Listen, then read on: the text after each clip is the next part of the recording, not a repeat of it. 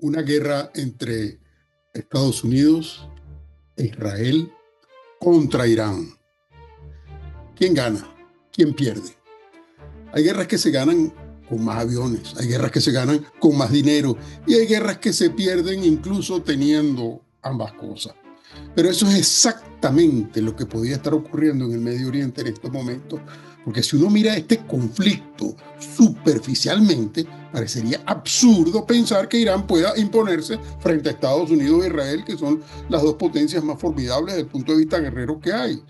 La diferencia de poder militar es enorme, pero cuando uno analiza esta guerra desde la lógica de las opciones posibles, entonces la pregunta cambia totalmente.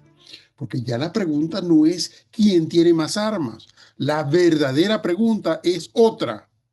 ¿Quién puede convertir esta guerra en un costo que sea completamente insoportable para el otro? Y ahí es donde está la situación. Y ahí es donde empieza a complicarse. Y ahí es donde se comienza a ver muy diferente. Porque Irán no necesita conquistar a Washington. No necesita invadir a Tel Aviv. Ni siquiera necesita ganar militarmente, en lo que se llama el sentido tradicional de ganar. Lo único que necesita hacer es romper el equilibrio que sostiene el sistema estratégico del Golfo Pérsico. Y este sistema no es cualquier cosa. El Golfo conecta cuatro piezas fundamentales del poder global. Conecta el petróleo, conecta las rutas marítimas, conecta las bases militares y conecta el sistema del petrodólar. Durante décadas el equilibrio ha funcionado de una manera muy específica. Los países del Golfo venden petróleo. Ese petróleo se paga en dólares y luego esos mismos dólares regresan al sistema financiero de los Estados Unidos. Se invierten en bonos en Wall Street, en activos financieros, y esto es un ciclo que se retroalimenta. Por un lado sale petróleo y por el otro lado entran dólares. Y el capital de regreso a los Estados Unidos.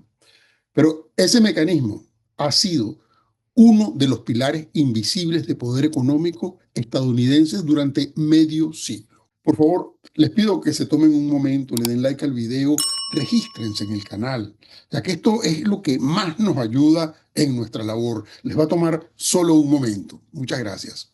Pero todo ese sistema depende de una premisa muy simple.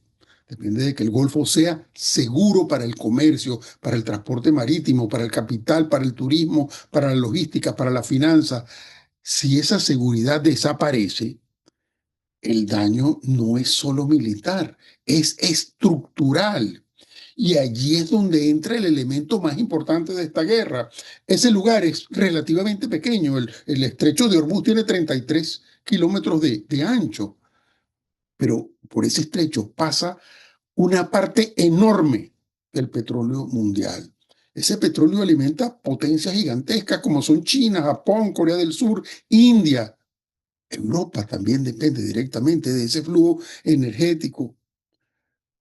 Por eso Hormuz no es simplemente una ruta marítima, es como se llama un cuello de botella del sistema energético global. La lógica iraní es bastante clara. Si no puedes derrotar directamente a una superpotencia, entonces golpea el punto donde esa superpotencia depende del funcionamiento del sistema. No necesitas destruir el imperio frontalmente, te basta con trabarle la puerta y esa puerta es el Golfo. Si ese estrecho de Hormuz se vuelve demasiado peligroso para navegar con normalidad, el impacto sería de inmediato, el petróleo subiría, ya lo estamos viendo, los seguros marítimos se dispararían, los mercados energéticos entran en pánico, las economías importadoras empiezan a sufrir. Y la presión inflacionaria, que es el peligro de la economía, se expandiría por todo el mundo. Eso no significa que Irán gane la guerra de manera tradicional. Significa que puede hacer que el costo del conflicto se vuelva políticamente venenoso para todos los demás. Y hay otro elemento que es aún más complicado en el escenario, que es lo que se llama la guerra asimétrica. Sin duda, Estados Unidos tiene el ejército no solo más poderoso, sino el más caro del mundo. Pero Irán no está tratando de pelear la misma guerra. Irán está tratando de pelear una guerra mucho más barata. Por ejemplo, muchos de los drones que utiliza Irán pueden costar decenas de miles de dólares. Ahora, para interceptarlo con cualquiera de los sistemas que cuestan cientos de miles e incluso millones de dólares, bueno, en lenguaje simple, un dron barato puede lograr a gastar un misil que sea extremadamente caro. Y eso crea una dinámica de desgaste económico muy grande. Irán puede lanzar amenazas relativamente baratas. Y Estados Unidos tiene que neutralizarlas con sistemas muy caros, muy costosos. Y cuando esa dinámica se repite cientos de miles de veces, la guerra comienza a convertirse más que en guerra, en una ecuación financiera. No se trata solo de quién puede tener más poder militar, se trata de quién puede sostener el costo. Y ese desgaste no ocurre únicamente en el campo militar, también ocurre en la infraestructura. Hay algo que la gente no habla mucho y se trata de el agua, porque estamos en el desierto. Muchos países del Golfo dependen absolutamente de plantas de desalinización para producir agua potable. Sin esas plantas, ciudades enteras quedarían sin el suministro y esas instalaciones son vulnerables. Un ataque relativamente pequeño puede interrumpirla. Si suficientes plantas dejan de funcionar, el problema deja de ser militar. Entonces se convierte en una crisis urbana, en una crisis económica, en una crisis social. El Golfo y toda su infraestructura fue construido para prosperar en un entorno de estabilidad. No fue construido para resistir una guerra prolongada que esté en su propia puerta. Y por eso lo vulnerable que es el Golfo y por qué es tan estratégico. Entonces, cuando los analistas dicen que los Estados Unidos pudieran perder la guerra, no necesariamente están diciendo que Irán va a conquistar territorio americano. Lo que están diciendo es algo mucho más profundo. Es que una superpotencia puede tener superioridad militar y aún así puede fracasar estratégicamente. Estados Unidos puede dominar el campo de batalla, pero si no puede garantizar la seguridad del Golfo, si no puede evitar una disrupción energética global, si no puede impedir que el conflicto se vuelva largo, caro e impredecible, entonces la victoria militar deja de ser suficiente. Porque la verdadera batalla no será por territorio, será por la estabilidad del sistema. Y aquí es donde aparece la pregunta más peligrosa de todos. ¿Hasta dónde está dispuesto a llegar cada uno de los actores? Si siente que retroceder equivale a perderlo todo.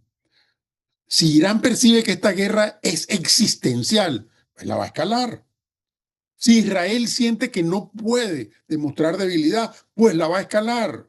Y si los Estados Unidos creen que perder la estabilidad del Golfo dañaría su credibilidad global, también la va a escalar.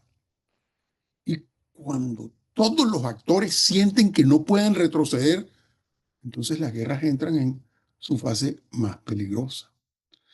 La fase donde nadie quiere ser el primero en bajar la intensidad.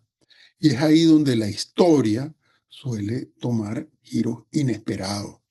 Porque una cosa es ser poderoso en tiempos de estabilidad y otra muy distinta es seguirlo siendo cuando el punto más sensible del sistema comienza a quebrarse.